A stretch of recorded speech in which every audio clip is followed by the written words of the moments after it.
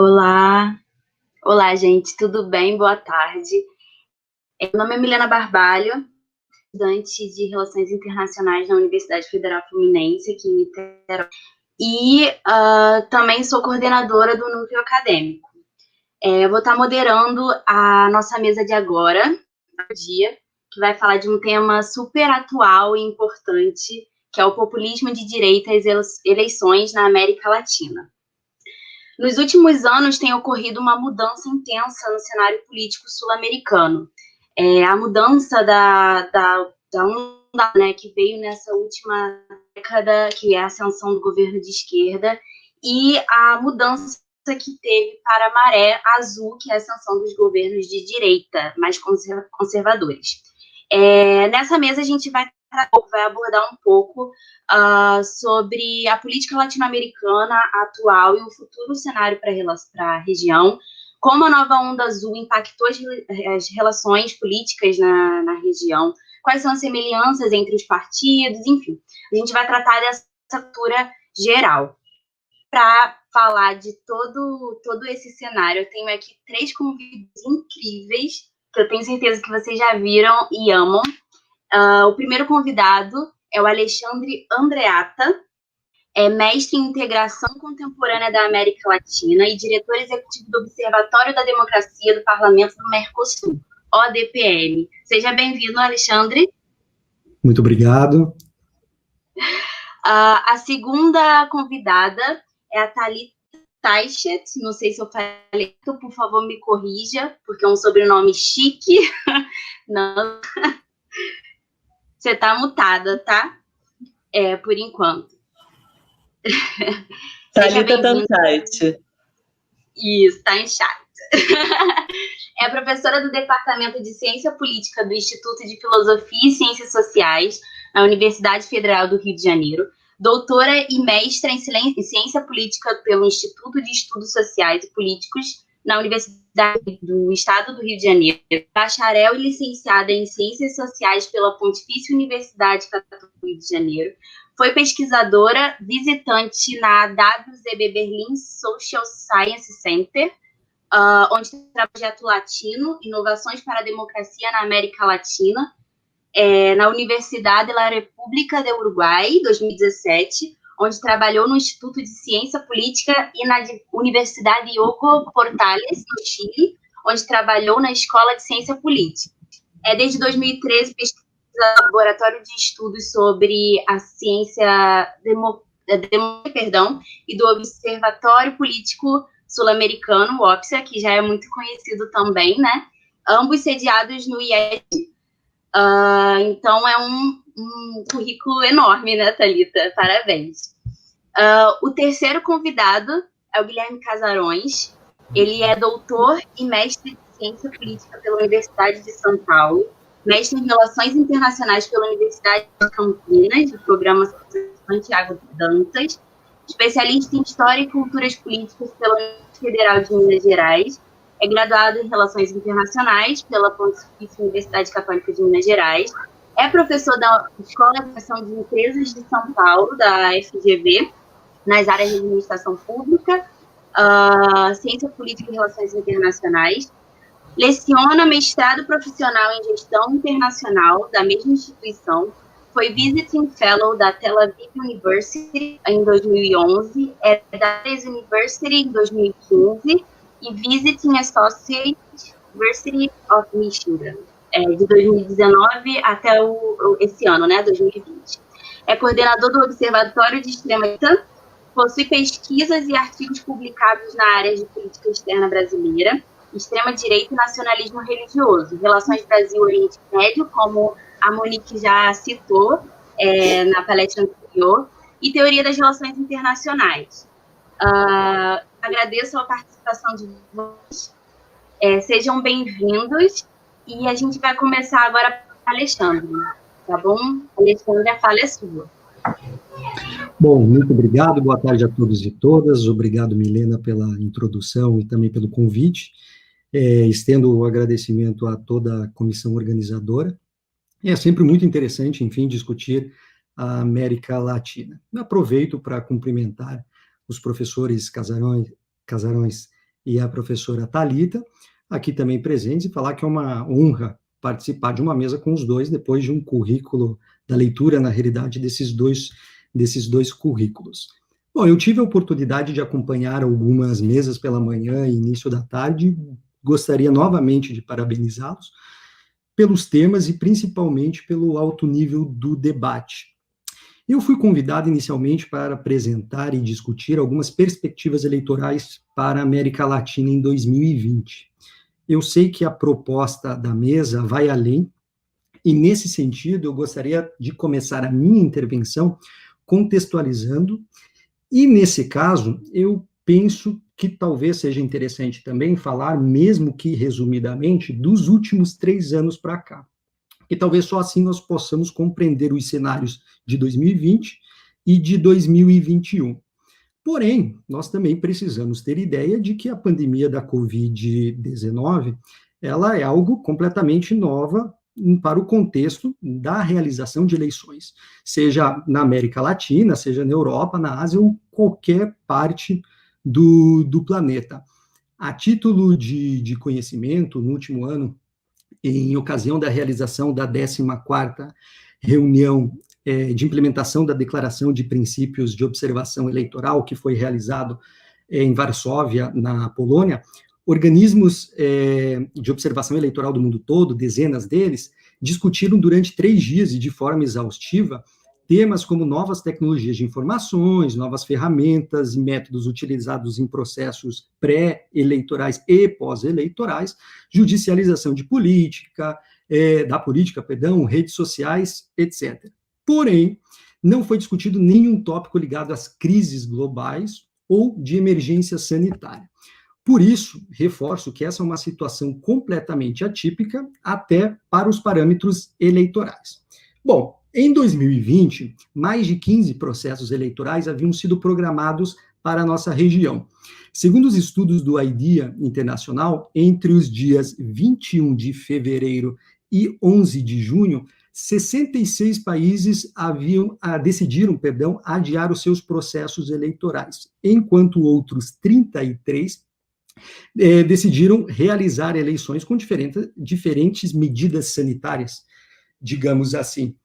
Vale lembrar que a nossa região, mesmo com mais desses 15 processos eleitorais programados, não é um ano de um super ciclo eleitoral, como alguns analistas costumam categorizar. E eu explico por quê. Entre dezembro de 2017 e dezembro de 2018, nós tivemos um ciclo de 9 eleições presidenciais na América Latina. Isso significa que, basicamente, aproximadamente 2/3 dos cidadãos latino-americanos foram convocados às urnas. E eleições essas que mudaram radicalmente o panorama político da região. Com exceção da Argentina, nós tivemos eleições em todas as grandes economias da região. Brasil, México, Colômbia, Chile. Nós também tivemos eleições, e não menos importantes, na Venezuela, no Paraguai, em Honduras e na Costa Rica também.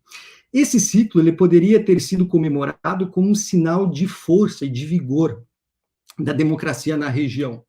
Porém, os pleitos ocorreram em meio à crescente insatisfação dos eleitores, da sociedade em si, com a política tradicional, entre aspas, ou seja, com a estrutura dos estados. No Brasil, nós tivemos a eleição do presidente Jair Bolsonaro, que, contrariando muitas projeções no primeiro momento, no início, além de um status quo eleitoral, digamos assim, foi eleito por um partido até então pouco expressivo, que contava com poucos recursos financeiros e poucos recursos materiais. Além do mais, nessas eleições, nós tivemos uma profusão de candidaturas que acabou alavancando personagens auto-intitulados antissistemas, ou candidatos outsiders. Bom, no México, a insatisfação com a classe política, aliada também a uma grave crise de segurança pública, também alimentou forças antissistema, acabando elegendo o presidente Manuel López Obrador, não e único exclusivamente por esses fatores. Porém, eu comecei com esses 2 exemplos justamente por uma contradição, digamos assim, entre a insatisfação, negação e rechaço por parte de eleitores e propriamente de candidatos para o resultado de fato. No Brasil e no México, tanto o presidente Bolsonaro como o presidente Obrador não eram outsiders políticos. Nós podemos afirmar, sim, que ambos se apresentavam como personagens talvez coadjuvantes do sistema político tradicional, porém, no nosso caso, o presidente Bolsonaro havia sido deputado federal por mais de 20 anos. O presidente López Obrador, no México, também era um ator político relevante, tendo disputado a presidência em outros dois momentos, ou seja, não eram outsiders. Bom, em países como Honduras, Costa Rica e Chile, nós tivemos uma polarização, em menor ou maior grau. Entretanto, eleições polarizadas. No caso de Honduras, nós tivemos eleições extremamente concorridas, digamos assim, e o país havia passado por uma séria crise pré-eleitoral devido à consulta da possibilidade de reeleição do presidente Hernández, que acabou vencendo o pleito por uma margem pequena de votos, e depois o país acabou, nos meses seguintes à eleição, com uma grave crise política e até de reconhecimento por parte de algumas organizações internacionais, na realidade críticas a parte do processo em si.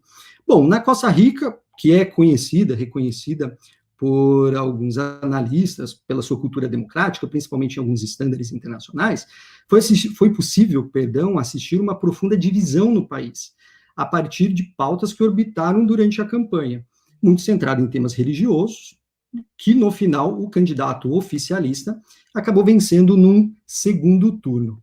Na Colômbia, nós tivemos eleições com movimentos independentes, novos movimentos independentes, com também personagens que se caracterizavam como outsiders, além de candidatos conhecidos dos eleitores colombianos, porém que figuraram em posições de não muito destaque. Além do caso de que essas foram as primeiras eleições após a celebração dos acordos de paz, em que as Farc participaram também do processo como um partido político de fato. Isso por si só nos faz perceber, enfim, a importância dessas eleições e, de certa maneira, a transcendência delas. No Paraguai, nós tivemos eleições com disputas internas muito acirradas, em que o pleito, de fato, se deu a partir do legado do ex-presidente Horácio Cartes. A tendência de Cartes saiu derrotada dentro do seu partido, do Partido Colorado, que acabou disputando as eleições e vencendo, enfim, o pleito contra o Partido Liberal. Por fim, na Venezuela, nós tivemos eleições em que grande parte da oposição não participou, mesmo havendo uma divisão interna, enfim, com representantes da MUD, da Mesa da Unidade Democrática. Bom, depois disso, e voltando para 2020, mesmo esse não sendo um ano, como já relatado, de super ciclo eleitoral, com eleições presidenciais ou eleições nacionais gerais dessa magnitude, digamos assim, esse ano ele não é menos importante. Pelo contrário, ele é um ano em que, pese a maioria das eleições serem subnacionais, elas podem acentuar ainda mais as crises internas ou distensioná-las, como também podem legitimar ou deslegitimar governos, dar palco a discursos antissistema, enfim, uma série de possibilidades. É importante lembrar que, passados o superciclo eleitoral 17 e 18, que eu havia comentado, a América Latina se convulsiona. Nós tivemos protestos no Chile, tivemos protestos em Honduras, tivemos protestos na Colômbia, que haviam passado por processos eleitorais no ano anterior, além do Equador, do Haiti, com protestos massivos, protestos de rua, e que acabaram com muitos manifestantes machucados, digamos assim. Além da convulsão social, em medida contrária, digamos assim, às estruturas dos estados, ao rechaço à classe política, à recessão econômica, nós também tivemos importantes eleições em 2019. Tivemos eleições na Argentina, com um rechaço ainda em primeiro turno da população ao processo de reeleição do presidente Maurício Macri, no qual acarretou na eleição do presidente Alberto Fernandes. Tivemos eleições polarizadas no Uruguai, com o surgimento de novas tendências políticas que precisaram depois integrar, digamos assim, o sistema, e principalmente junto do seu discurso conservador em relação à segurança pública, além, é claro, da eleição boliviana, que acabou numa crise, uma espiral em que o país aguarda o retorno da ordem democrática através de novas eleições. Ou seja, 2020 seria um ano sem eleições nacionais, pelo menos aqui na América do Sul, tirando o caso da Guiana, que possui um sistema indireto muito particular.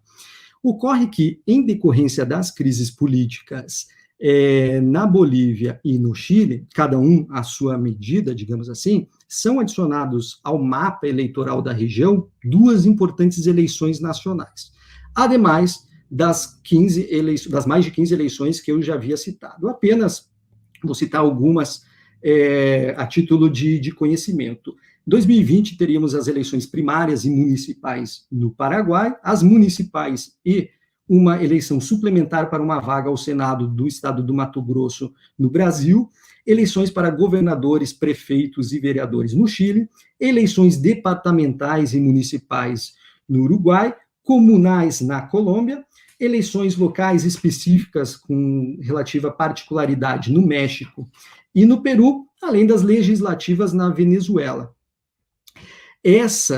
Que diante da crise política ocorrerá num cenário em que a oposição não participará, a partir de um manifesto lançado no último dia 4 de agosto, salvo engano, a conferir.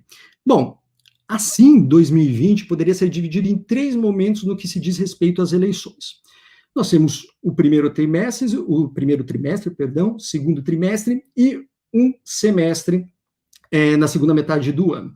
O primeiro trimestre, nós tivemos alguns processos eleitorais que foram suspensos, mas outros foram mantidos porque a pandemia ainda não havia ganhado força na região, nesses países. O segundo trimestre, de abril a junho, em que muitas eleições tiveram que ser adiadas.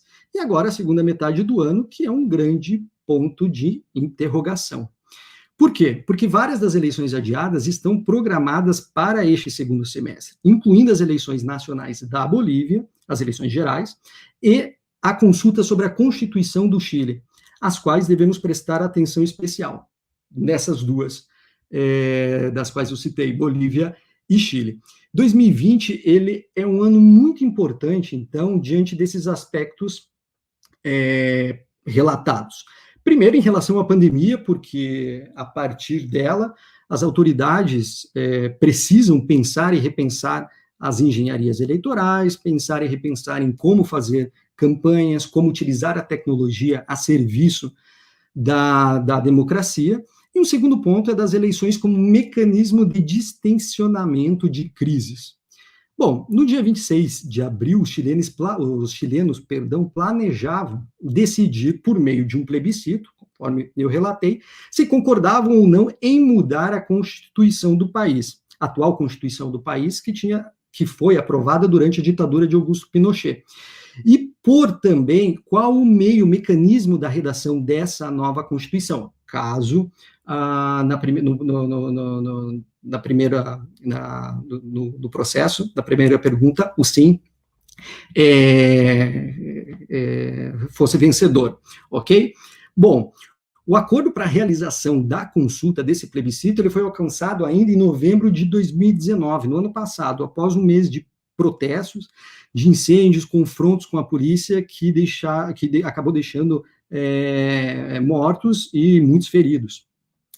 Na Bolívia, em que pese a crise política após a anulação do pleito de 2019, 2020 era visto, e ainda é visto, até a crise, digamos assim, da Covid-19, como um ano de importante distensionamento e de restabelecimento da ordem democrática a partir de novas eleições.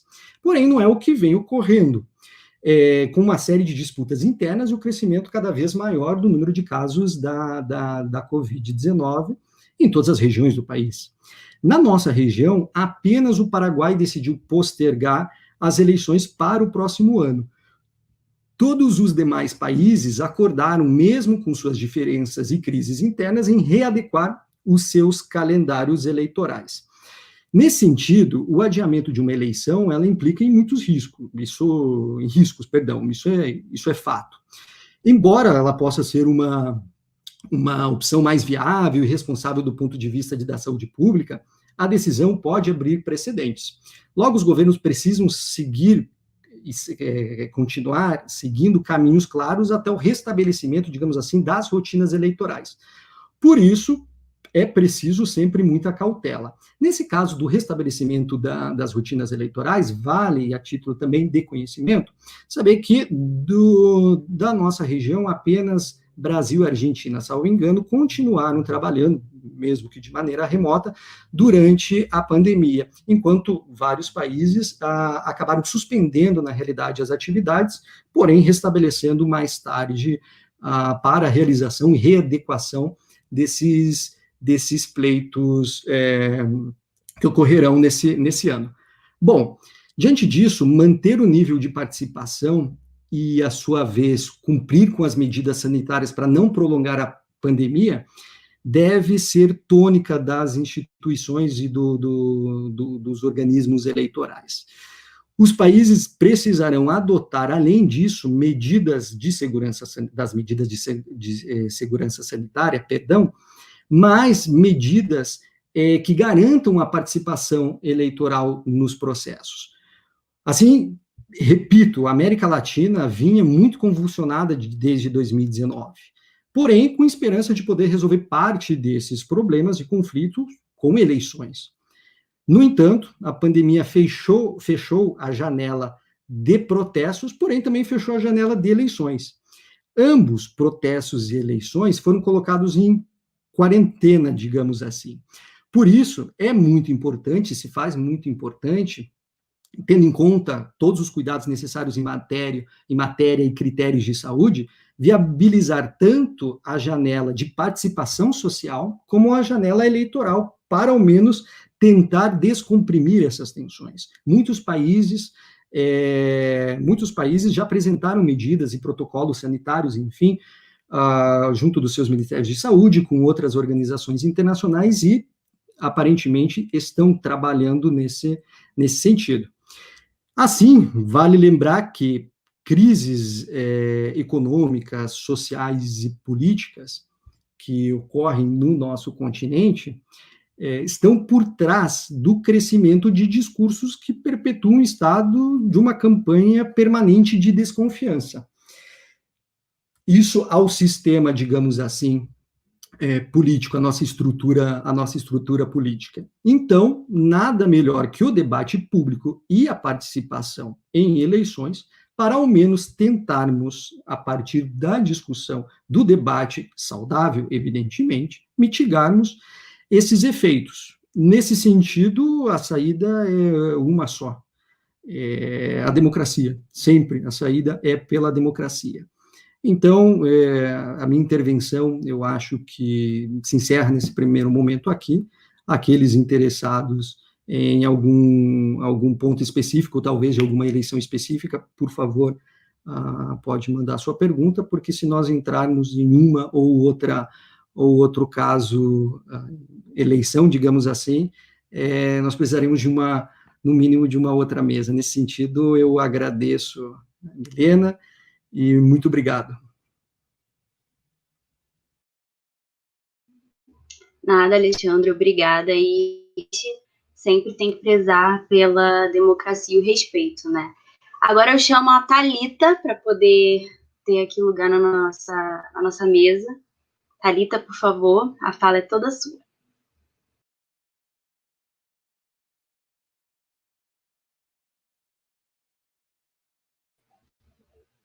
Thalita, eu acho que você está muda.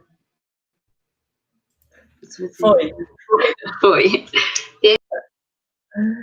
Bem, voltando. Em primeiro lugar, muito obrigada pelo convite. Fico muito feliz de estar nesse espaço, compartilhando com vocês conhecimento e perspectivas sobre a nossa América Latina, né? Essa região que nos é tão cara e que tem passado por um momento tão delicado.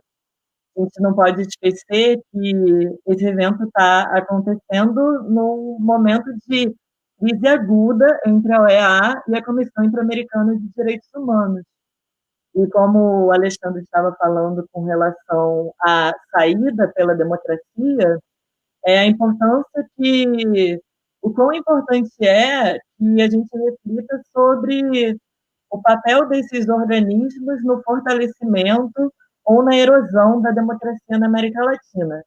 E aí, destacando especialmente, como eu sempre gosto de sublinhar, o papel do Almagro e da OEA atualmente na desestabilização de regimes democráticos e da deterioração da política na região, caminhando em sentido contrário, inclusive, àquele proposto pelo presidente que o colocou na Secretaria-Geral da OEA, que foi o Mujica. Acho que é sempre importante a gente trazer essa pontuação para entender também que os nossos organismos, eles não são neutros, nem a integração regional é uma coisa neutra. Existem perspectivas distintas, existe normatividade e existem projetos. E, infelizmente, estamos em um caminho muito complicado de ausência de projeto e de deterioração democrática. Feito esse parênteses breve, pensando um pouco no tema da mesa e saudando o Alexandre e o Guilherme, dizer que é um prazer estar com vocês conversando nesse sábado, pensando nesse tema sobre populismo de direita e eleições na América Latina, eu acho que nós precisamos, aqui no Brasil, fazer uma reflexão sobre populismo, porque o termo ou o conceito vem sendo usado, me parece, de forma um tanto quanto irresponsável, né? Reproduzindo, inclusive, uma ideia muito comum na disputa e no embate político, em que populismo é tudo aquilo que eu não gosto, ou seja, aquilo que está presente no sistema político e partidário e que eu não tenho afinidade, eu chamo de populista, e eu chamo de populismo. Isso me parece particularmente perigoso porque não nos ajuda a entender esse período complexo por qual nós estamos passando e também não mobiliza esse conceito com relação ao populismo de uma forma adequada e que nos permite entender, de fato, o que é esse fenômeno, que é um fenômeno, inclusive, historicamente vinculado à América Latina. Eu, particularmente, venho de uma tradição, né, que é a tradição do IESP, e nós não trabalhamos com esse conceito. Não temos o hábito de trabalhar com esse conceito. Mas eu venho me dedicando em outros trabalhos e com outros colegas da região a pensar ele de uma forma mais robusta e não apenas teórica, mas fundamentalmente empírica. Então, eu acho que, querendo trazer algumas questões conceituais em torno do populismo para vocês, acho que a gente precisa pensar o populismo como um conceito essencialmente contestável, né? E contestado e formulado de diversas formas por diversas intelectuais.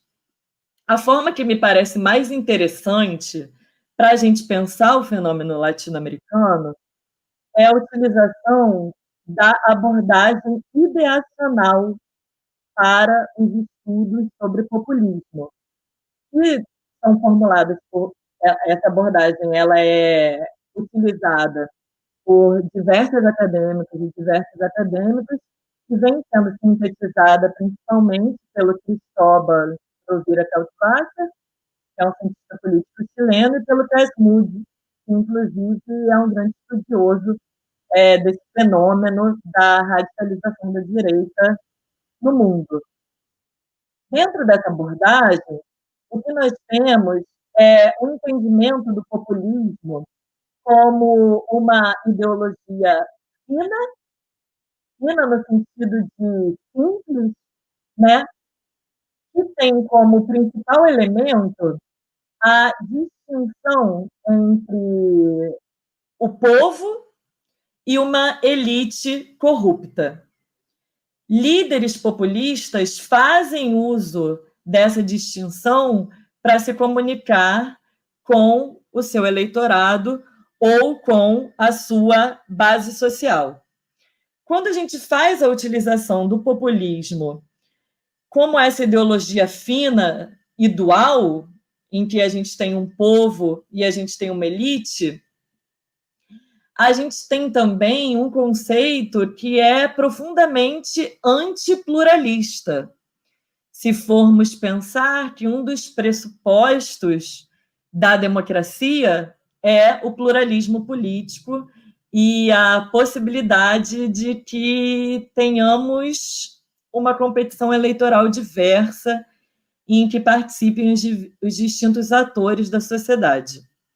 Mas o que me parece interessante para a gente usar esse conceito, e aí resumindo, né, um debate teórico-empírico muito grande dentro de uma fala de 20 minutos, o que me parece interessante na utilização desse conceito simplificado de populismo é porque, a partir daí, a gente entende o populismo como algo que pode se associar ou se vincular a diversas outras ideologias que são, digamos assim, mais substantivas. Então, a gente pode associar o populismo à esquerda, pode associar à direita, ao socialismo, ao comunismo, ao fascismo, e aí pensar também como distintas ideologias substantivas fazem uso dessa ideologia fina. Ideologia fina essa que tem um apelo, pelo que a gente consegue observar empiricamente. Eu uso essa abordagem porque ela é profundamente empírica. As pessoas que fazem uso delas têm, inclusive, um projeto sobre populismo enorme, com uma base de dados muito grande de dezenas de países do mundo, que eu acho que é interessante para a gente pensar no contexto atual, é pensar que essa distinção entre povo e elite, a elite corrupta e esse povo que não é atendido, e aí dizer que, a depender do contexto, elite vai ser uma coisa e povo vai ser outra, é uma distinção profundamente moral e ética. Então, que faz uso constante da moral. Por isso, inclusive, que faz sentido dizer que o Bolsonaro é um líder populista. Se a gente pensar nas eleições de 2018, que tinham como grandes destaques da sua campanha o que vem sendo chamado de pânico moral com relação à questão da Venezuela e o que vem sendo tratado como esse conservadorismo moral caracterizado por uma aversão a qualquer tipo de proteção constitucional de grupos minoritários. No caso brasileiro, diga-se mulheres, população negra e população LGBTI. Isso permite a gente pensar o que é esse populismo dessa direita radical brasileira e permite, me parece, que a gente enquadre o Bolsonaro como um líder populista desta nova onda de direita latino-americana, que é uma direita radicalizada que eu acho que o Guilherme vai explorar melhor na apresentação dele. Por que eu estou falando isso sobre o Bolsonaro e sobre podermos ou não enquadrar o Bolsonaro como populista? Porque eu acho que a gente, e especialmente nós que estamos pensando teórica e empiricamente, com rigor conceitual e empírico, precisamos ver em que contextos realmente podemos usar o conceito e o termo de populismo, em que contextos isso faz sentido e em que contextos não faz. E me parece que tem sido mal usado na América Latina esse conceito. Isso é ruim, especialmente se a gente pensar que essa tradição para pensar populismo é uma tradição latino-americana. Quer a gente concorde, quer não, por exemplo, eu tenho problemas com o Getúlio Vargas ser chamado de populista. Mas quer a gente queira, quer não, essa tradição de estudos sobre populismo nas ciências políticas, na ciência política, nas ciências sociais, nas relações internacionais, ela é essencialmente latino-americana, com aquela primeira onda ali da década de 30, com Getúlio no Brasil, Perón na Argentina e Velasco Ibarra no Equador. Depois, diversos estudos destacaram os anos 90, com Collor no Brasil, Menem na Argentina e Fujimori no Peru. E depois a onda do giro à esquerda, com Chávez na Venezuela, Evo Morales na Bolívia e Rafael Correa no Equador. Não estou dizendo que eu concordo ou não. Estou dizendo aqui como a academia, como a universidade tratou. E aí eu me pergunto se nós estamos, de fato, ingressando no que seria, por exemplo, uma quarta onda de populismo, análoga, talvez, ao processo europeu. Essa pergunta que eu queria trazer, mobilizada pelo tema populismos de direita e eleições na América Latina. Estamos ou não numa quarta onda? E o se essa quarta onda ela é caracterizada como uma onda populista de direita, aonde ela se manifesta e como ela se manifesta? Me parece que, do ponto de vista da oferta, né, das elites políticas, com chances de chegar a postos governamentais com apelo eleitoral, me parece que esse populismo de direita, ao menos na América do Sul, e ontem nós lançamos um livro em comemoração aos 15 anos do OPSA, foi muito bonito, inclusive, com a Maria Regina e a Letícia Pinheiro, e nós conversamos um pouco sobre isso. O livro, inclusive, está disponível em PDF no site do OPSA, aproveitando para fazer essa propaganda. Eu escrevi um capítulo sobre as transformações na política chilena nos últimos 15 anos. Mas, retomando, o que nós temos hoje, do ponto de vista da oferta da direita, não é necessariamente populista. Na realidade, não sei se podemos dizer que é populista. Existem, sim, partidos políticos de direita moderada, radical e de extrema-direita, tentando furar o sistema político em diversos países. Então, a gente tem o caso do José Antônio Caz, no Chile, a gente tem o caso do Cabildo Abierto, no Uruguai, a gente tem o caso daquele fundamentalista, que eu esqueci o nome, boliviano, que no dia do golpe na Bolívia chegou com Bíblia e arma no Congresso Nacional, se não me engano, esqueci do nome dele. Mas, da competição política mesmo, quem vai disputar ali a cabeça, eu acho que é um fenômeno ainda muito incipiente, e que a gente pode tratar mesmo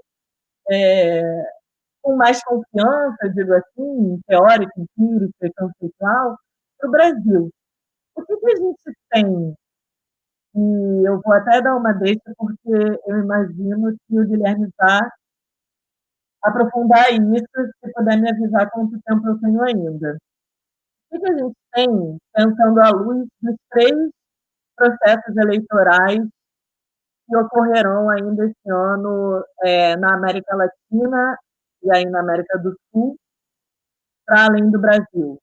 Nós temos eleições municipais no Uruguai, que serão, mais do que nada, um teste importante para a Frente Ampla, para o partido político de esquerda medir a sua relevante frente à derrota de dezembro de 2019 nas eleições. Nós temos as eleições bolivianas em um contexto de pandemia e um contexto atípico, né? Como eu mencionava, com toda aquela questão da própria participação da OEA, de uma eleição que ocorre de novo em um contexto de deterioração democrática excessivo e triste. Acho que o caso boliviano me causa profunda tristeza. O nome do livro que eu citei é o livro em comemoração aos 15 anos do Observatório Político Sul-Americano. Ele está disponível no nosso site, opsa.com, opsa.org, alguma coisa assim, vai ser a primeira coisa do site. Mas nesses três contextos, uruguaio, chileno e boliviano, inclusive com incertezas, porque a marca da Bolívia, no momento atual, é incerteza de não saber o dia do amanhã, além de outra marca, que é o massacre, né? Precisamos falar dos massacres que vêm ocorrendo na Bolívia, inclusive fonte de um dos conflitos entre a OEA e a Comissão Interamericana. Mas o que eu acho que é relevante de observar nesses 3 casos, inclusive tentando conversar com vocês para saber o que vocês acham disso, é que me parece ser um teste para a esquerda, um teste de resiliência da esquerda. Se a gente pensar no caso das eleições municipais do Uruguai, por exemplo, que a esquerda governa há 30 anos a capital, né, Montevidéu. Acho que é um teste para ver o quão a Frente Ampla continua sendo relevante no sistema eleitoral.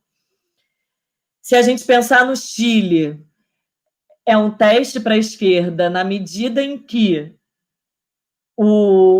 a possibilidade da nova Constituição é uma vitória de uma demanda política que vem ganhando as manifestações estudantis de 2011, e no caso boliviano é para ver se o MAS existe para além do Evo Morales, se a candidatura do Luiz Arce produz o mesmo apelo eleitoral que o Evo tinha e detinha até ocorrer o golpe em 2019. E eu chamo de golpe porque a gente tem que chamar as coisas pelo nome, né? Então, chamo de golpe na Bolívia, golpe no Paraguai, golpe na Bolívia, uma modalidade diferente, mas um golpe. E aí, na Democracia Impedida, do Vanderlei Guilherme dos Santos, ele conceitua o que são essas novas modalidades de golpe, caracterizadas porque ferem a soberania popular. Dito isso, falando sobre essa capacidade de resiliência da esquerda e pensando na direita, o que eu vejo, pelo menos nesses 3 casos, eu, no caso, me dedico há muitos anos no Chile e no Uruguai são duas coisas. Uma é uma renovação da direita, mas quando eu falo de renovação, eu falo da direita tradicional, análoga ao nosso PSDB, que passou a ter uma vida complicada a partir de 2018, mas dessa direita tradicional do Partido dos Blancos e dos Colorados no Uruguai, ou da Renovação Nacional e da UDI no Chile, há um ímpeto de renovação destes atores. Em que medida esse ímpeto será bem sucedido? Temos que ver, porque é algo que está acontecendo agora, mas chama atenção, por exemplo, Joaquim Lavín, que é uma liderança política chilena da direita, que disputou, inclusive, as eleições de 2005 contra Bachelet, ter escrito uma coluna de opinião no domingo dizendo que era social-democrata. Para uma direita pinochetista e neoliberal, como é a direita chilena, a UDI, que é o Partido Pinochetista, isso é muito relevante, isso não é pouca coisa. E, para além dessa renovação da direita, esse ímpeto, me parece que essa renovação entra em conflito também com uma coisa que vou deixar para o Guilherme abordar, que é essa radicalização das direitas na América Latina. E aí, o Pinheira, desde outubro de 2018, vem se radicalizando continuamente.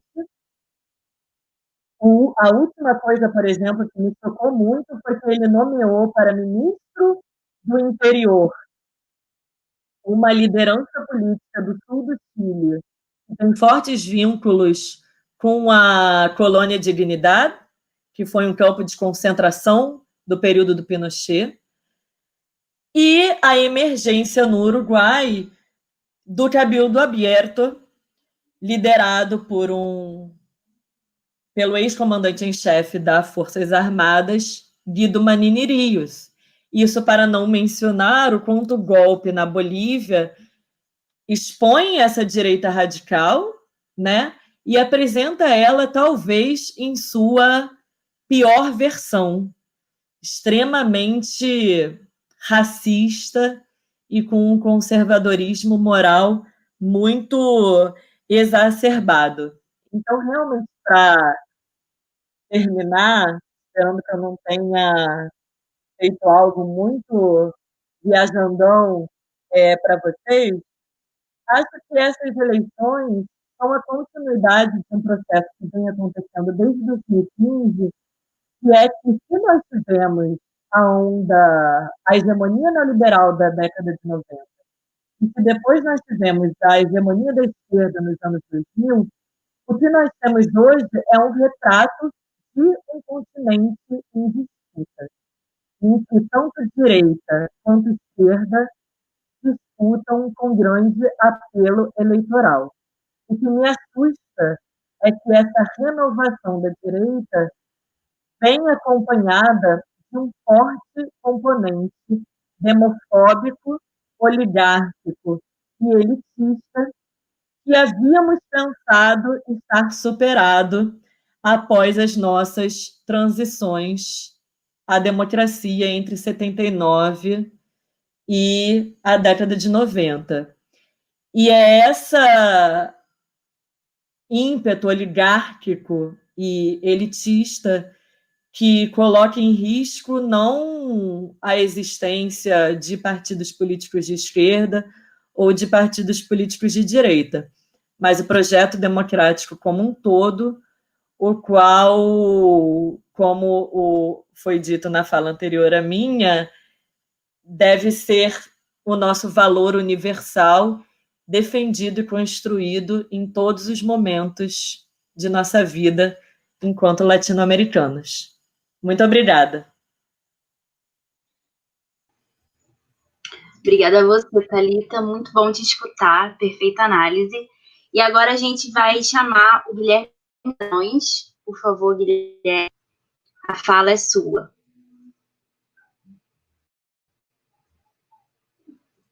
Você tá no mudo. Tem que desmutar. Milena, depois de uma certa idade, a gente não consegue acompanhar mais a tecnologia, né? Então, de novo, boa tarde a todas e a todos. Milena, eu agradeço a você em nome da organização do RRI, então estou muito feliz de estar aqui. Eu preferia, para ser muito sincero, preferiria estar no Rio, falando para vocês pessoalmente, mas, enfim, né, dadas as circunstâncias da pandemia, a gente improvisa e, mesmo podendo sentir a brisa da praia, fala, né, com muito gosto sobre esse tema, que é um tema fantástico, fascinante, e que bom que eu fui precedido por duas falas muito esclarecedoras a respeito das eleições, da situação política na América Latina, porque isso facilita muito o meu trabalho de análise, né? Então, a gente vai... eu vou até apresentar aqui a tela para vocês, porque o que a gente vai fazer hoje, e espero que eu possa depois dividir nas perguntas e respostas com vocês um pouco mais dessas impressões, é tentar esclarecer um pouco sobre o movimento da ascensão da extrema-direita na América Latina e que implicações isso tem para a política da região e para a nossa também, né, de uma maneira geral, como é que a gente pode se pensar como parte disso de maneira indissociável. Eu compartilhei aqui a tela, só me confirme, pessoal, por voz, que agora eu não vejo mais ninguém. Se vocês estão vendo aí a minha tela, ultradireita, extrema-direita e direita radical, visões latino-americanas. Todo mundo consegue ver essa tela? Milena, vocês estão... Só para confirmar aqui. Sim, conseguimos ver. Vocês estão vendo? Opa, maravilha. Então, essa vai ser a minha apresentação, em que eu vou tentar trabalhar com vocês algumas questões que dizem respeito àquilo que a própria Milena comentou na apresentação, a substituição de uma onda rosa, né, a onda rosa dos anos 2000, por uma onda azul, né, substituição de uma hegemonia da esquerda na América Latina por uma tentativa de consolidação de uma hegemonia de direita, né, e a grande questão é se perguntar, além de por que se deu esse movimento, que direita é essa que está surgindo na nossa realidade latino-americana atual. Então aqui eu quero fazer uma rápida clarificação conceitual. Então, a Thalita já falou sobre o conceito de populismo, não vou voltar a ele, mas eu vou aproveitar essa definição de populismo para poder fazer uma distinção muito rápida entre o que é a ultradireita, a extrema-direita e a direita radical. E por que eu me sinto na necessidade de fazer essa clarificação? Porque, de uma maneira geral, na nossa fala do dia a dia, a gente se refere a todo e qualquer movimento radical de direita como extrema-direita. E, academicamente, há uma diferença importante entre o que seria a extrema-direita tradicional, que corresponderia a movimentos, por exemplo, fascistas, nazistas, neonazistas, integralistas, no caso do Brasil, e aquilo que é a direita radical, que contém elementos muito parecidos com essa extrema-direita, mas que joga, bem ou mal, o jogo democrático. Então, aqui, para a gente poder...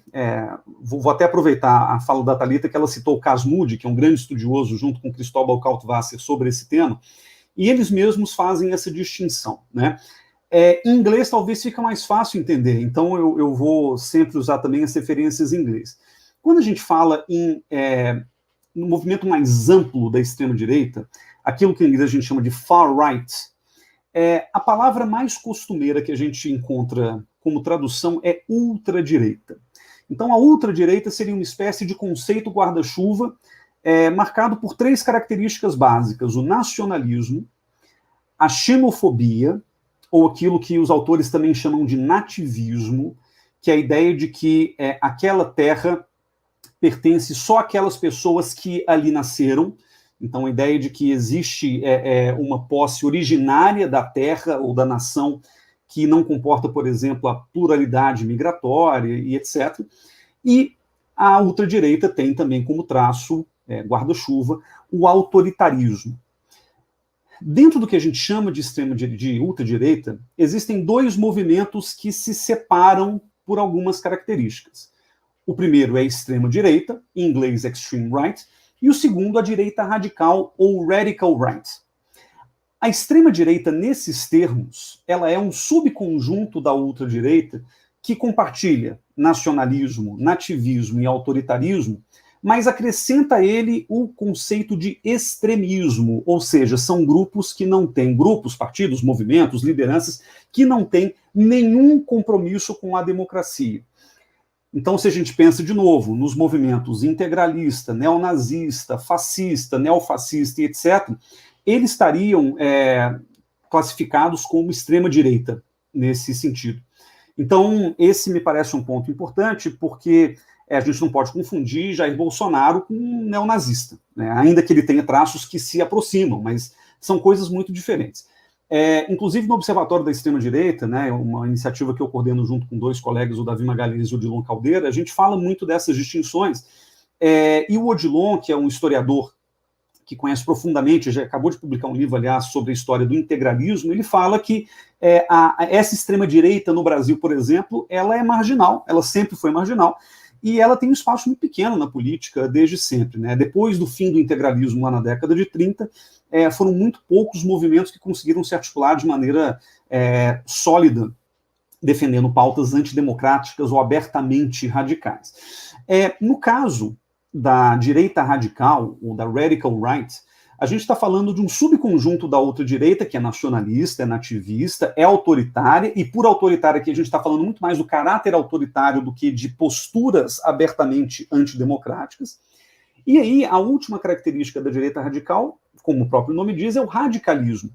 E o radicalismo pode ser equacionado, de certa forma, com aquilo que a Thalita trouxe do populismo, ou seja, são movimentos, partidos ou lideranças que têm um discurso fortemente nacionalista, um discurso fortemente xenófobo, um discurso autoritário em larga medida, mas que participam dos instrumentos democráticos tradicionais, participam de eleições, ainda que muitas vezes questionem o resultado eleitoral, ainda que coloquem em dúvida, né, a lisura do processo e etc., mas participam de eleições e, em geral, quando o fazem com essa retórica fortemente populista, que, como a Thalita falou, é antipluralista e anti-elitista, né? Essa luta, né, da elite contra o povo, essa ideia do povo como se fosse uma ideia totalizante. Então, todas essas questões vão aparecer no discurso do populismo da extrema-direita ou da direita radical, para ser mais específico, na América Latina e no resto do mundo, né?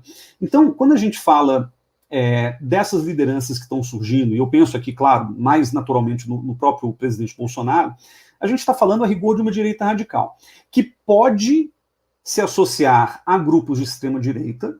Então não tem dúvida, por exemplo, de que fascistas e nazistas no Brasil, ainda que grupúsculos pequenos, tenham identificação com a candidatura e com o governo do Bolsonaro, sobretudo nessas vertentes mais radicais do pensamento bolsonarista, o olavismo e etc. Mas a direita radical ela é um movimento que, em geral, é muito mais amplo, né? Tanto que o Bolsonaro, isso é inegável, teve 57 milhões de votos no segundo turno de 2018. O que não torna os 57 milhões de eleitores do Bolsonaro nazistas, fascistas ou nada do tipo. Então, esse me parece um ponto importante nessa definição conceitual. Agora, indo adiante, o que eu quero aqui comentar com vocês se divide em duas partes. Primeiro, eu quero falar um pouquinho sobre os antecedentes dessa onda azul contemporânea da América Latina. E depois eu quero falar sobre os condicionantes da ascensão dessa direita radical na região.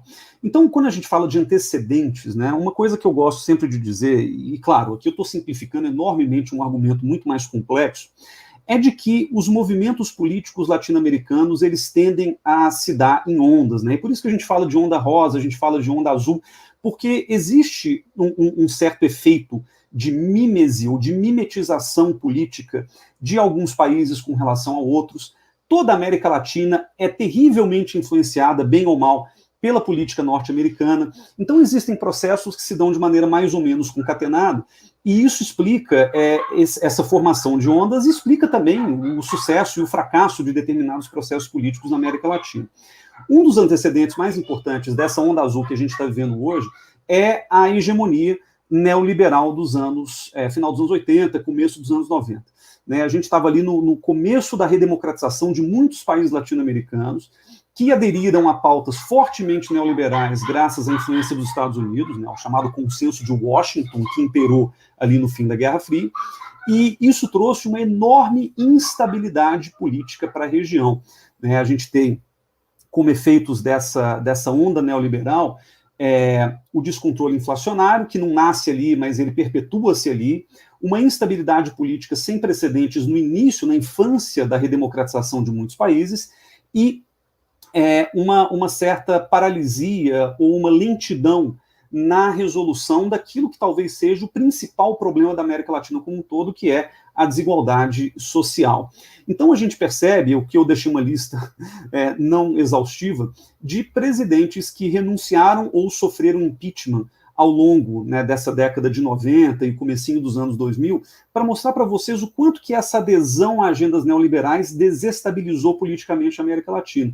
Então, Collor, que foi o primeiro, né, que liderou essa onda, passando pelo Carlos Andrés Pérez da Venezuela, o Bucara no Equador, o Cubas no Paraguai, o Fujimori no Peru, ou renunciaram ou sofreram impeachment, mostrando a fragilidade democrática que o continente construiu, mesmo depois do processo de redemocratização. Então, esse é o primeiro ponto.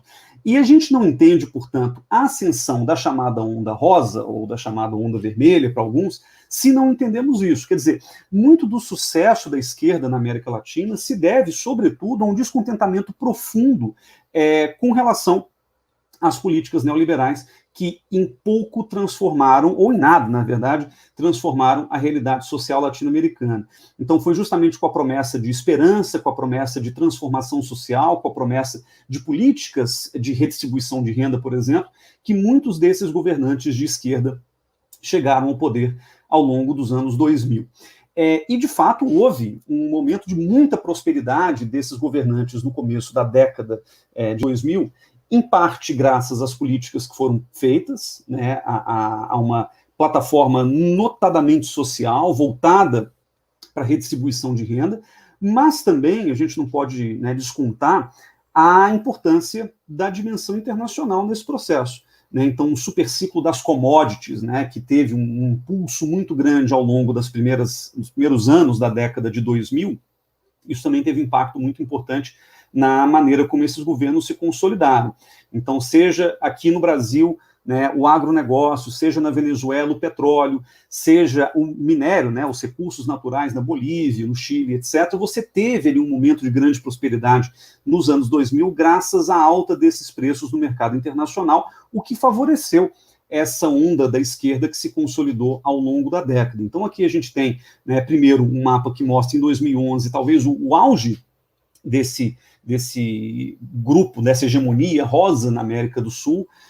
O México, como vocês podem ver, ele fica meio fora do compasso, mas a América do Sul praticamente toda tomada por partidos de esquerda, que tiveram um grande ganho econômico durante um tempo, mas que depois se tornaram incapazes de manter o crescimento econômico com base naquelas políticas que haviam sido feitas na década anterior. Então, o que a gente percebe, e isso é dramático, inclusive no caso brasileiro, é que houve um grande movimento ascendente na economia desses países até mais ou menos a crise de 2008.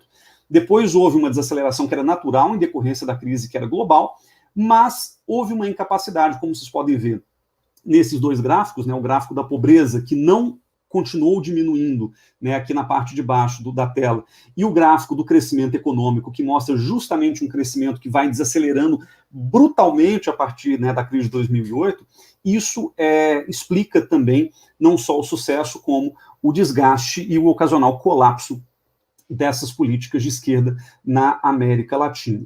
Bom, e aí a gente tem a ascensão dessa onda azul. A gente chega no momento em que estamos hoje, um continente, um subcontinente sul-americano, praticamente tomado pela política de direita, né? A exceção da Argentina e da Venezuela, hoje a gente tem governantes de direita ou extrema-direita em praticamente todos os países da região.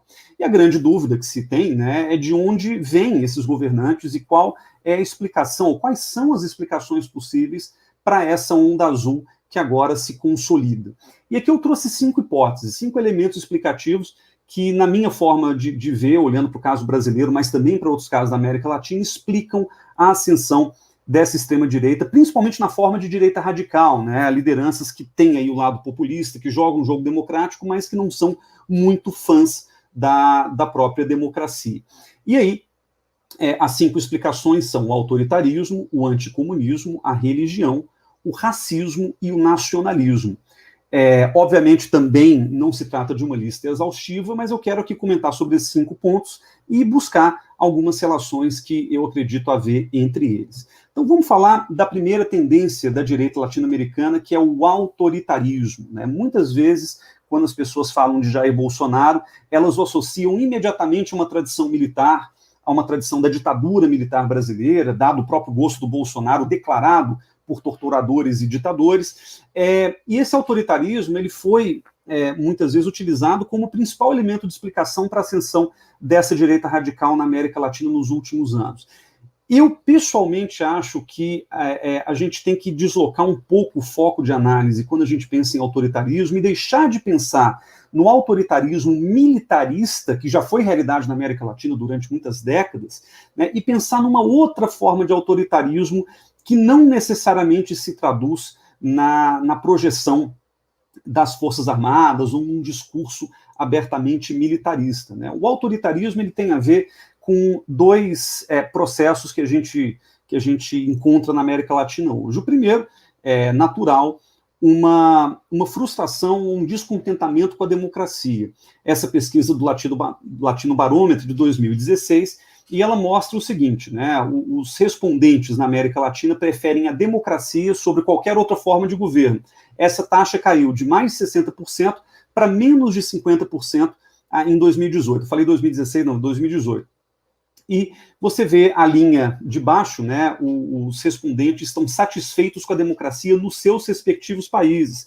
Em 2008, esse índice chegava a mais de 40% e agora ele está abaixo de 25%. Ou seja, existe um autoritarismo que é fruto não necessariamente de uma adesão à retórica militarista, mas decorrente de uma frustração com a democracia nos respectivos países de quem respondeu a essa pesquisa do Latino Barômetro.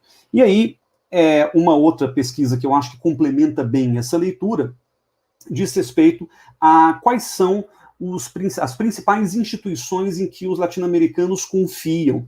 E percebamos aqui que a confiança, olhando para 2015, a confiança do latino-americano, ela se dá prioritariamente sobre a família, né? Então 90% dos latino-americanos confiam na família, a igreja vem em segundo lugar, com um pouco menos de 70%, depois vizinhos, rádio, televisão, e só aí chegam, né, as instituições políticas, né? Então, presidente, Forças Armadas, quase empatados ali com 40%, a imprensa, que também é bastante desconfiada por parte dos latino-americanos, governos locais e assim por diante, partidos políticos, como vocês podem ver, está lá no final com 20% de confiança. Então, vocês podem perceber aqui que existe um processo que não só se manifesta na frustração da democracia, como numa certa desconfiança daquelas instituições tradicionais que sustentam a democracia, né? Instituições políticas, partidos políticos e assim por diante. E a confiança na família, na igreja e nos vizinhos mostra que existe uma propensão dos latino-americanos em acreditarem, em confiarem em coisas que lhes são contadas, seja pelos líderes religiosos, seja pelos próprios familiares, o que explica, por exemplo, a força potencial que as redes sociais e, sobretudo, o WhatsApp tem na América Latina do ponto de vista político. A verdade está muito mais no WhatsApp do que está a verdade nas instituições ou a verdade na própria ciência que é produzida pelas universidades. Então, esse me parece um ponto importante. O autoritarismo ele não é militarista, mas ele é, sobretudo, um autoritarismo anti-establishment ou anti-sistema ou anti-institucionalista, né? Talvez essa retórica tenha pesado mais para o Bolsonaro do que o seu próprio passado de capitão. A segunda tendência da direita latino-americana é o anticomunismo, né? E isso pode parecer até um ponto meio estranho, já que a gente já superou a Guerra Fria em mais de 30 anos, mas o anticomunismo ainda é um discurso muito fortemente voltado para a realidade latino-americana, principalmente porque, ao contrário de outros lugares do mundo, o anticomunismo aqui encontrou uma cara, né? O comunismo contra o qual lutar, que é essa cara aqui. Então, o castrochavismo, como alguns chamam, a experiência da Venezuela, que foi também do auge ao lixo em muito pouco tempo, a ditadura cubana do Fidel Castro e as suas repercussões regionais, ainda que completamente distorcidas, ao sabor aí dos interesses políticos, isso acabou servindo de embasamento para que o anticomunismo voltasse a aparecer de maneira muito forte na América Latina nos últimos anos. A gente vê aqui no caso brasileiro as recorrentes referências a mais médicos, a ditadura cubana, o famoso grito aí do pessoal de verde e amarelo nas manifestações fora Dilma, né, vai para Cuba e etc., e o frequente temor por parte de cidadãos da América Latina como um todo de que o seu próprio país se transforme numa Venezuela de Nicolás Maduro. Isso tudo é manipulado, isso tudo é utilizado de maneira sistemática na retórica política na América Latina para construir essa oposição, esse antagonismo ao suposto comunismo latino-americano. Agora, quando a gente fala em comunismo aqui na América Latina, a gente não pode esquecer de que há uma cara, óbvio, institucional, Fidel Castro, Hugo Chávez, ambos já morreram, inclusive, mas o legado continua, mas há também um discurso fortemente contrário ao que seria a nova esquerda, né? A nova esquerda que se organiza em novos movimentos sociais, em partidos políticos mais recentes. Então, você tem aqui uma série de posicionamentos que se colocam contrários àquilo que, para nós, é naturalmente os direitos de minorias, por exemplo. Então, esse me parece também um ponto muito sensível, né? O anticomunismo, ele muitas vezes tenta equalizar o comunismo soviético, vermelho, foice e martelo, com um comunismo também ligado a minorias, que não é comunismo, a gente sabe, né? Nos Estados Unidos chamam de socialismo, aqui no Brasil a gente resolveu chamar de globalismo, mas que são manifestações de temas muito semelhantes. A terceira tendência, e essa me parece muito relevante para a gente olhar para a América Latina, mais do que para outros lugares do mundo em que a direita radical e a extrema-direita também estão crescendo, é a dimensão religiosa, né? Aqui eu trouxe até uma foto, não sei se vocês viram isso em 2017, um pastor evangélico chileno, ele trouxe uma bandeira de arco-íris, que é uma bandeira que representa o movimento LGBT, na verdade era uma bandeira de Cusco, que é muito louco, porque né, nem ele mesmo sabia de onde vinha a bandeira, mas ele trouxe a bandeira num show, né, num programa de entrevistas de um apresentador assumidamente homossexual. Ele abriu a bandeira quando ele chegou, pisou na bandeira, abriu a Bíblia e começou a dar entrevista com a Bíblia aberta e com a bandeira no pé. Então isso foi tratado como ofensa, o próprio apresentador se incomodou, saiu, encerrou a entrevista, mas isso mostra um certo radicalismo religioso que, no caso do Chile, gerou um grande espanto. Aqui no Brasil, esse radicalismo já está um pouco mais naturalizado, né? Quando a gente vê, por exemplo, que a cura gay continua na pauta de certas discussões políticas, etc. Essa questão da religião, ela me parece muito importante porque há 3 movimentos que a gente tem que entender do ponto de vista religioso na América Latina. O primeiro é o declínio dos católicos em favor da ascensão dos protestantes, né? Aqui, uma pesquisa da Pew Research Center de 2014 mostra que hoje, na América Latina como um todo, há 69% de católicos e 19% protestantes, sendo que 30, 40 anos atrás, a gente tinha mais de 90% católicos na América Latina, que é um continente tradicionalmente católico. A segunda aqui uma divisão, vou explorar essa tabela, depois eu deixo isso disponível para vocês, mas aqui mostra onde você tem as populações predominantemente católicas em termos majoritários, meio católicas e um pouco menos de metade católicas. Então a gente vai percebendo que, à exceção do Uruguai, que você tem um caso muito grande de pessoas que não têm filiação religiosa, nos outros países, o número de protestantes vem chegando muito próximo ao número de católicos, e isso vem mudando o próprio panorama da sociedade. No caso brasileiro, por exemplo, a gente já tem uma proporção de mais ou menos 60% católicos e 30% protestantes, né? Qual é o impacto principal que a gente vê? Eu tenho que ser muito cuidadoso com os termos, né? Porque muita gente quer banalizar essa discussão falando em fundamentalismo religioso, o que não é o caso, mas a gente pode dizer, sem medo de errar, que protestantes, na média, e essa pesquisa também mostra isso, são mais religiosos. Não significa que são mais fundamentalistas, o que é que isso quer dizer, mas eles são mais religiosos do que os católicos de uma maneira geral. E a diferença do comprometimento religioso entre protestantes e católicos, ela é realmente significativa em praticamente todos os países da América Latina. Então, um continente com mais protestantes é naturalmente um continente mais religioso nesse sentido. E é curioso, porque até saiu na Foreign Affairs desse mês um estudo do Roald Engelhardt, que é um cara que estuda a qualidade da democracia ao redor do mundo, mostrando que o mundo se torna cada vez menos religioso.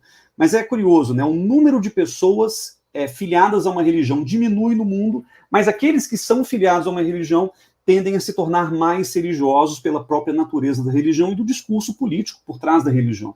Então, no caso da América Latina, essa guinada protestante, ela tem um impacto importante nessa difusão de valores conservadores, de uma retórica dualista, né, característica da religião, o bem e o mal, e etc., e tem um impacto poderoso na própria dinâmica política latino-americana. E aqui, o quarto elemento, a quarta tendência da direita latino-americana é o racismo. E sobre isso eu até explico por que eu trouxe essa foto da presidente da Bolívia, Jeanine Áñez, né, que é a presidente interina da Bolívia, que está aqui no seu discurso de posse, vestindo a faixa presidencial e empunhando o Novo Testamento, né, uma versão da Santa Bíblia. Ela e outros radicais, inclusive um que a Thalita mencionou, que é o Luiz Fernando Camacho, o boliviano, eles tiveram, na deposição do Evo Morales, né, no golpe boliviano, um papel muito forte, sobretudo com contornos religiosos, né, fortemente influenciado pela religião. Muita gente, inclusive, retratou de maneira equivocada, esse é um ponto importante, que tanto a Áñez quanto o Camacho eram evangélicos, e não é o caso, né? O caso do Camacho, por exemplo, ele é um católico, esse sim, fundamentalista católico lá de Santa Cruz de la Sierra. Então, o ponto aqui do racismo, ele está intimamente conectado com a religião, e aqui eu me explico. Não existe na América Latina um discurso fortemente supremacista racial, né, que é característico do nativismo da extrema-direita. A gente vê, por exemplo, nos Estados Unidos, essas manifestações supremacistas brancas, né, Ku Klux Klan e etc., porque nos Estados Unidos existe uma divisão racial muito clara que também informa a radicalização política do país. Então, o supremacismo branco, ele é uma modalidade da extrema-direita norte-americana, muito forte lá, mas que aqui na América Latina não pega muito, até porque a gente tem uma outra trajetória de consolidação racial, um histórico de miscigenação e etc. Mas é interessante porque, ao mesmo tempo, quando se constrói o discurso supremacista religioso, por exemplo, quando na Bolívia se traz a religião católica de novo para o centro do discurso político, quando aqui no Brasil Bolsonaro coloca Deus acima de todos, né, como no próprio slogan dele, isso tem um elemento que é fortemente supremacista também.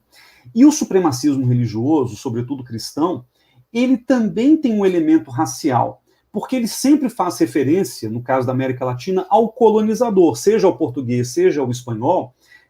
Essa identidade hispânica ou ibérica, que é essencialmente católica ou essencialmente cristã, ela se contrapõe à identidade de quem veio depois. Então, no caso do Brasil, o supremacismo católico, principalmente, ele é, de certa forma, um supremacismo luso, um supremacismo português, um supremacismo ibérico e, portanto, branco, ainda que não se construa dessa forma. No caso da Bolívia, isso foi muito claro, né? A ideia de que a Bíblia havia voltado ao Palácio Queimado, né, que é o Palácio Presidencial Boliviano, veio com o descarte de todas as simbologias indígenas que o Evo Morales tinha trabalhado durante tantos anos para poder, né, incorporar na identidade boliviana. Então mudou-se o nome da Bolívia, né, para a República Pluralista da Bolívia, o Estado Plurinacional da Bolívia. A bandeira, né, plural boliviana, ela foi substituída pela nova bandeira, pela antiga bandeira boliviana, aliás. Então existe um elemento supremacista que me parece muito sensível dentro desse processo, né? E racismo, a gente sabe que na América Latina também anda lado a lado com a questão classista, então não dá para separar a dimensão da classe da dimensão da raça nessa retórica da extrema-direita. E aqui a gente vê, né, houve manifestações importantes recentes no Chile, né, em nome dos índios Mapuche, no caso do Brasil, o Black Lives Matter brasileiro, de Vidas Negras Importam, isso tudo tem tensionado muito a política e servido de munição para essa retórica da extrema-direita. E, finalmente, o nacionalismo, né? O nacionalismo que tem uma série de explicações, uma série de fundamentos, inclusive históricos, como eu falei, a questão religiosa e a questão racial estão fortemente conectadas ao próprio discurso nacionalista, e eu diria que, no caso da América Latina, o nacionalismo ele tende a voltar opondo-se não só ao comunismo, né, que é uma retórica muito forte, né, o Brasil ele afirma o seu nacionalismo lutando contra a venezuelização ou coisa do tipo, mas também existe um discurso nacionalista muito fortemente contrário à China nos dias de hoje, né, essa ideia da dominação chinesa, da econômica da América Latina. Então, eu trouxe aqui alguns dados econômicos mostrando a penetração chinesa na América Latina, que vem sendo utilizada como fonte de estímulo desse nacionalismo latino-americano. O caso do Brasil, vocês devem se lembrar, inclusive, da frase do Bolsonaro, né? A China não está comprando no Brasil, a China está comprando o Brasil. Agora, com a pandemia, toda essa coisa do vírus chinês, etc., isso tem fortemente uma influência, né, nacionalista também. O nacionalismo, como vocês sabem, ele se abastece da oposição ao outro. Esse outro pode estar dentro. No caso do Brasil, a gente não tem exatamente o outro interno, que seria o imigrante, seria, né, por exemplo, um imigrante muçulmano. Né, e no caso da América Latina, acho que depositou-se muito essa retórica nacionalista, não só contra o indígena ou contra o negro, mas, sobretudo, contra uma ameaça que vem de fora, que no caso é a China. E é curioso, porque ao mesmo tempo em que se fala tanto de nacionalismo para dentro, né, há uma tendência natural dessa direita radical latino-americana de se alinhar com Donald Trump. E eu acho que isso também casa muito bem com o argumento de que a política americana influencia tremendamente na política latino-americana. Então, aquele que é o discurso nacionalista nos Estados Unidos, ele acaba também ecoando na América Latina como um todo, e o trumpismo acaba sendo, então, uma ferramenta importante que é usada como instrumento de retórica e de legitimação política por parte dos políticos de extrema-direita no continente inteiro. Para concluir, eu quero trazer 3 pontos aqui, que são os pontos que eu quero que vocês levem para casa e pensem a respeito. Primeiro, a direita radical ela tem ganhado força no cenário latino-americano e tem potencial de crescimento. A gente não pode desconsiderá-la, a gente não pode minimizá-la, e como a Thalita falou, a gente tem que pensar como pessoas preocupadas com a democracia e conscientes do nosso papel social, em alternativas, pensar em como vencê-la, né, num sentido mais amplo. E aí o conceito-chave para a compreensão desse movimento na América Latina é um conceito sobre o qual eu venho trabalhando bastante, que é justamente a fusão do nacionalismo com a dimensão religiosa, ou aquilo que alguns autores já chamam de nacionalismo religioso, que é basicamente a ideia de que o seu pertencimento a uma nação está intimamente ligado ao seu pertencimento a uma fé. Então, quando o Bolsonaro chega e fala que o Brasil é um país cristão, ou quando a presidente interina da Bolívia traz a Bíblia para mostrar que a Bíblia é a chave, né, do povo boliviano, isso tudo eu acho que tem aí um poder explicativo muito grande para a gente compreender o que está acontecendo na América Latina. Segundo, movimentos de extrema-direita, né, os movimentos de real extrema-direita, que não tem nenhum compromisso com a democracia, que não são populistas, eles são completamente antidemocráticos, eles seguem marginalizados, mas eles acabam sendo empoderados, goste ou não, com um discurso radical populista. Então, o Bolsonaro ele não é um nazista, mas certamente há grupos neonazistas que se empolgaram com a vitória do Bolsonaro, porque as agendas elas acabam convergindo, né? Aquilo que Weber chamava de afinidades eletivas. E, por fim, a ascendência da política estadunidense e mesmo da brasileira sobre a região é um elemento a se observar nos próximos ciclos eleitorais. Se o Trump ganha a eleição nos Estados Unidos, o Bolsonaro tende a ficar. Se o Bolsonaro tende a ficar, essa onda azul tende a se consolidar cada vez mais azul. Se o Trump perde nos Estados Unidos, se enfraquece o Bolsonaro, e caso isso aconteça, é bem possível que essa onda vá se desfazendo pouco a pouco na América Latina nos próximos anos. É isso, agradeço a atenção de vocês. Obrigado.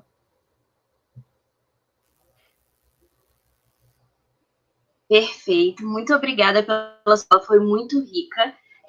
Agora a gente vai dar início às perguntas, mas antes eu quero dar 2 recadinhos. O primeiro é que no networking, depois dessa palestra, a gente vai fazer o sorteio do curso do Global Atitude, tá bom? E como a gente pôde ver na última fala do Guilherme, a gente pode ter noção o quanto racismo, xenofobia, preconceitos de qualquer origem não podem ser tolerados, e não vão ser tolerados nem aqui nesse evento, e muito menos pela gente internacionalistas. Tá ok? Agora a gente vai dar início à nossa rodada de perguntas. Como a gente está com um tempo um pouquinho apertado, eu selecionei 3 perguntas, e aí eu vou falar elas agora, e depois a gente vai, como foi feito as falas, o Alexandre, a Thalita e depois o Guilherme, tá bom? A primeira pergunta é do Igor Rorato. O populismo de direita e as eleições na América Latina tem causado um certo impacto ativo e negativo em âmbito internacional. E como os partidos de oposição de ideologia política de esquerda vêm se comportando diante do aspecto político e econômico internacional? Essa é a primeira pergunta. A segunda é, em que medida o populismo de direita nos Estados Unidos, regimes autoritários na Europa, influenciaram as eleições da América Latina? A terceira é mais uma indicação de leitura de cada um de vocês sobre essa temática para os nossos congressistas. Alexandre, por favor, pode começar.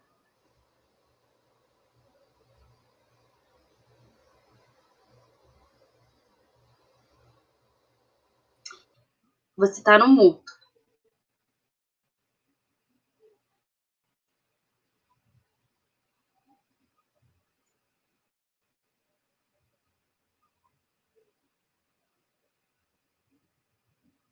Alexandre, você está no mudo.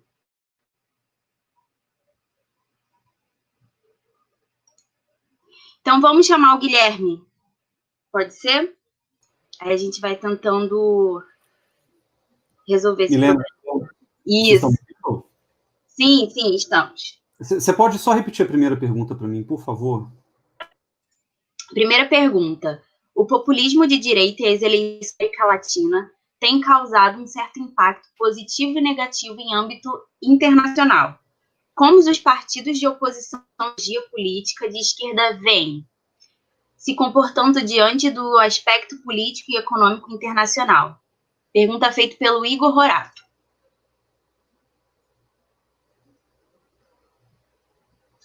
Milena, cortou um pouquinho o final, mas eu entendi. Vocês estão me ouvindo bem? Sim. Tá, o que eu diria a respeito disso é o seguinte, as esquerdas na América Latina, elas são naturalmente plurais.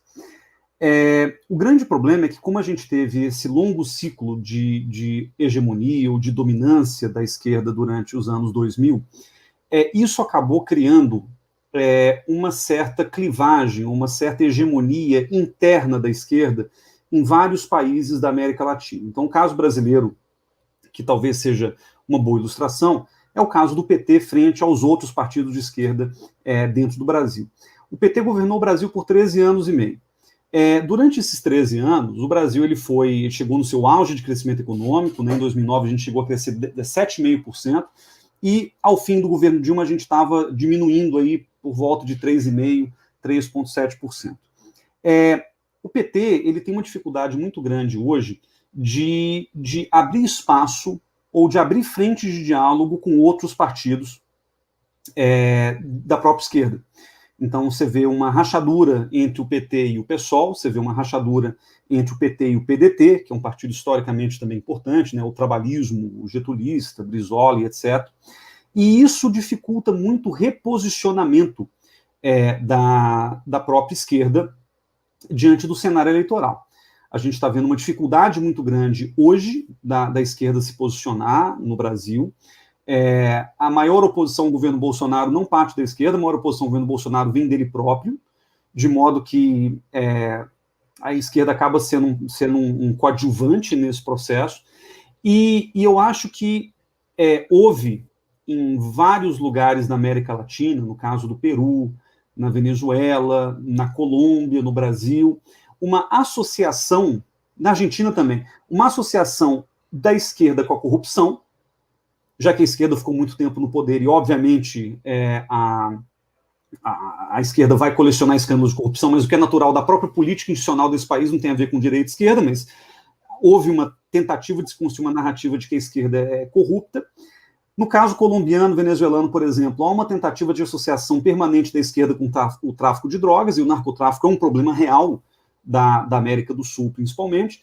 Então, a esquerda ela tem que se posicionar, eu diria, de 3 formas. Primeiro, tentando internamente construir uma frente ampla, o que é difícil. A gente vem falando, aliás, muito de frente ampla, né, no debate político do dia a dia. Eu acho que é importante que a gente pense isso. Segundo, é importante que a esquerda tome posse,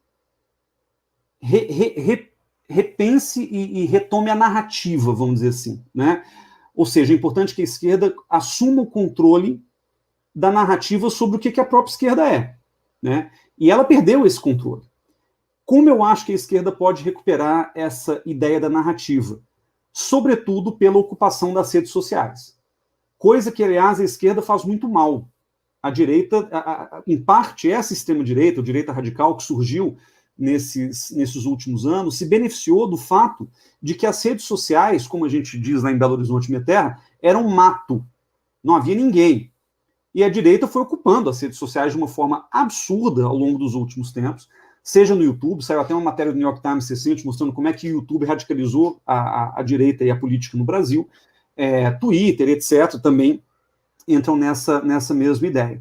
Então, eu acho que esse é o segundo ponto, a esquerda conseguir reconquistar a narrativa, reocupando as redes sociais, ou ocupando, né, já que a palavra aqui é ocupar, né, você tem Ocupa a Favela, você tem Occupy Wall Street, então vamos ocupar as redes sociais também de uma outra maneira, né, inclusive o Instagram, né, você tem uma geração aí nova que se liga, né, muito mais nessas coisas do que em roda de conversa nas universidades. E aí tem uma terceira questão que eu acho também importante, que é a esquerda voltar a olhar para o povo. E eu digo isso assim, eu sou de esquerda, mas eu digo isso sem nenhum orgulho do que aconteceu, mas a esquerda se tornou muito acadêmica, a esquerda se tornou muito descolada do discurso do povo. Eu compreendo isso, na verdade, porque a esquerda perdeu as principais fontes de diálogo com a população. E quais eram as fontes tradicionais? Os sindicatos, que foram desmobilizados com essa precarização do trabalho, uberização do trabalho, etc. A esquerda perdeu o espaço da própria igreja. É curioso que a igreja católica na América Latina ela sempre teve um papel, quer dizer, dos anos 70 para cá, de congregação de pessoas de esquerda para pensar as questões sociais, principalmente nas periferias, e isso sumiu. E o pentecostalismo, que ganhou muito terreno no Brasil, ele não é de esquerda de uma maneira geral, mas o discurso é fortemente voltado para o individualismo da prosperidade, a teologia da prosperidade que a gente conhece. Então você não tem mais a questão social mobilizando esse discurso. Então eu acho que a soma dessas 3 coisas permitiria que a esquerda se reposicionasse, se reconectando com o povo, retomando o controle da narrativa, e se posicionando de maneira mais clara e unificada, né, naquilo que é possível com relação a essa extrema-direita fortemente antidemocrática que a gente vê aparecer em vários lugares da América Latina. Se isso for feito, a gente tem esperança para 2022 ou para os próximos ciclos eleitorais. Mas eu, sinceramente, não sei se a esquerda vai ter essa altivez até lá. E o meu medo é que não tem.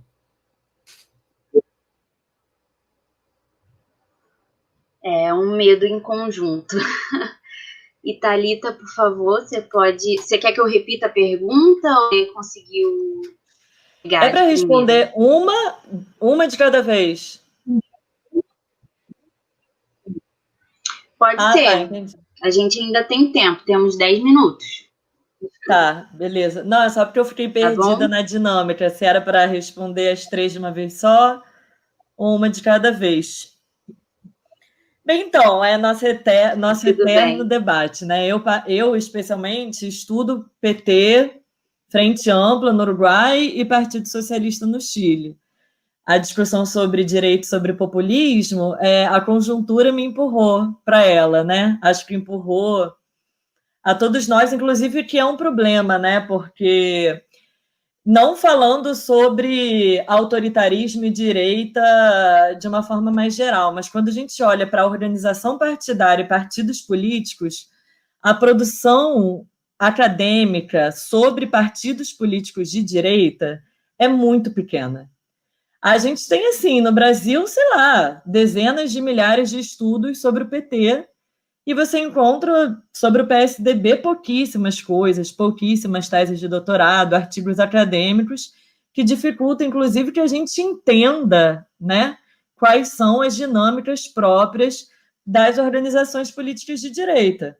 Porque, como o Guilherme estava falando, na esquerda a gente já sabe, né, especialmente se a gente for pegar partidos social-democratas, como seriam os casos do PT, do Partido Socialista do Chile e da Frente Ampla.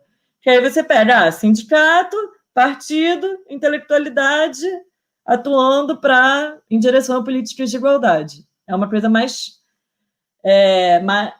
conhecida, né? A organização partidária da direita ainda é, em alguma medida, uma caixa preta, digamos assim, né? O black box.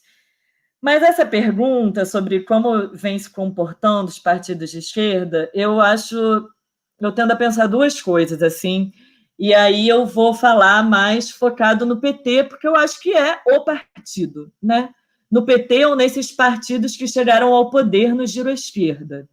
Porque o fato é que nenhum partido político de esquerda superou essas experiências, né? A gente não tem nenhum partido mais relevante que o MAS, não tem nenhum partido mais relevante que a Frente Ampla, que o PS, tanto que tem a disputa eterna entre o Correia e o Lenin Moreno, né, sobre o legado partidário ali da Aliança País. Eu acho que me parece que há um desafio que são de duas ordens, né? O de primeira ordem é de atualização programática, de compreender e saber ler a conjuntura com a mesma sabedoria com que ela foi lida ali na transição à democracia na década de 90. O Guilherme ele colocou o ponto das desigualdades, né, e dos efeitos devastadores do neoliberalismo sobre a América Latina, no que diz respeito à acentuamento das desigualdades sociais e econômicas na década de 90. Só que para que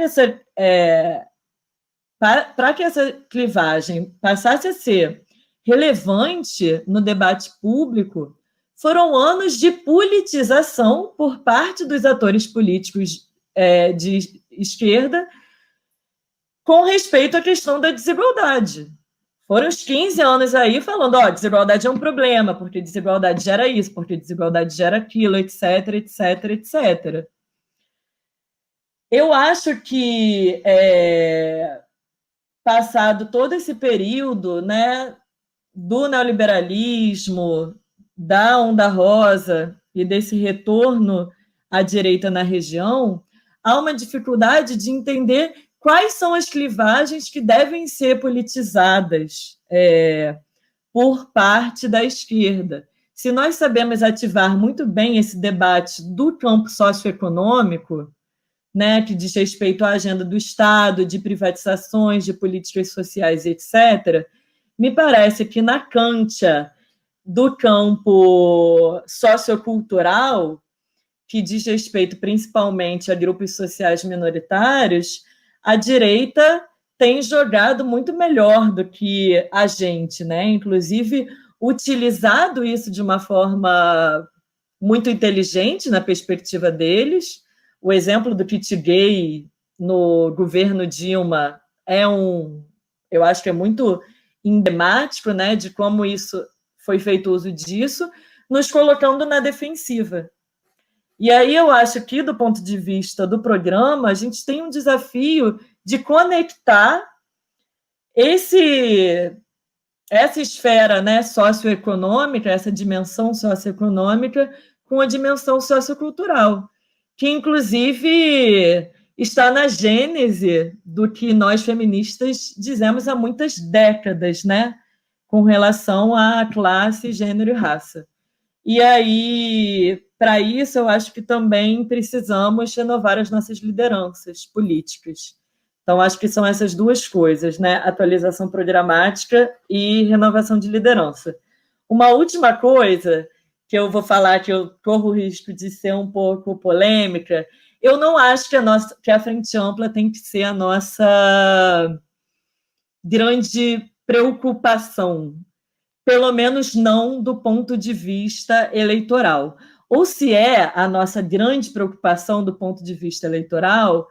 E aí a encruzilhada, né, dessa frente ampla, porque querem uma frente ampla sem o PT, mas quem tem voto é o PT. Quem tem organização territorial, diretório municipal, comissão provisória, né, um partido estruturado nacionalmente é o PT.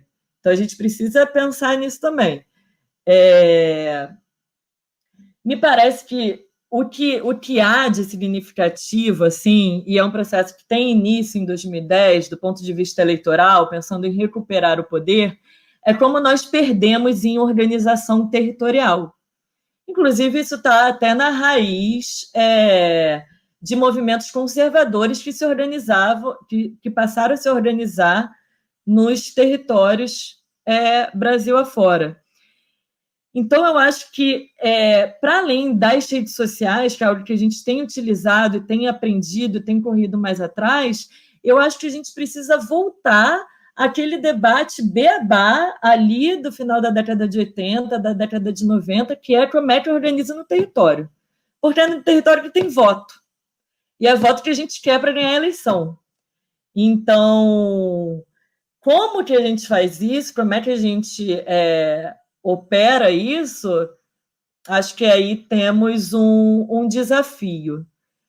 Um deles seria, sem dúvida, parar de tratar a população evangélica de forma classista, como se o voto deles fosse racional, sem razão, né? Não, há um mal-estar legítimo da população, há uma razão para que a população tenha esse mal-estar, e a gente precisa explorar eles e ver como é que disputamos esse mal-estar em uma perspectiva de construção de políticas de igualdade. Perfeita, amei sua fala. Agora eu acho que o Alexandre caiu meio, a gente não está conseguindo colocar ele aqui, está tendo alguns problemas, então eu vou pedir para vocês falarem as recomendações bibliográficas para os nossos congressistas. Vejo, Guilherme, que você já falou alguns aqui no chat, mas se você puder falar para os congressistas vai ser muito mais legal, né? Por favor. Thalito mesmo também, por favor.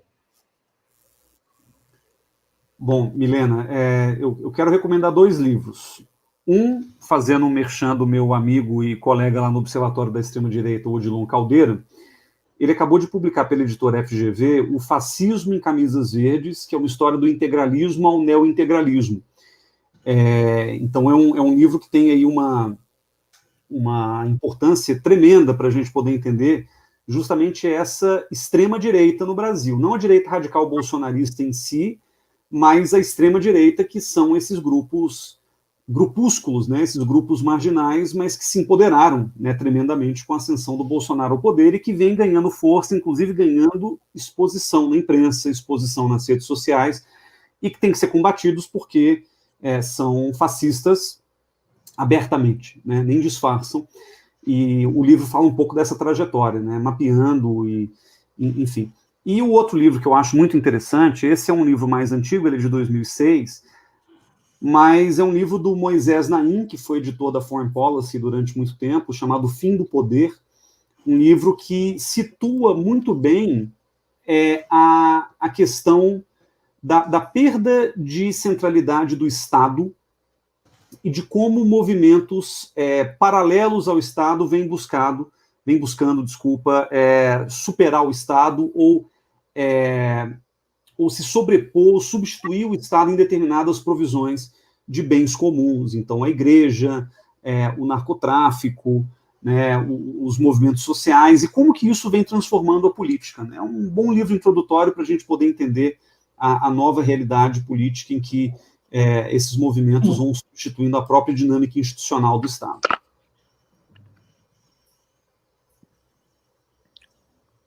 Eu falo? Por favor, Alexandre já voltou? Pode falar. Eu, no caso? Quem fala?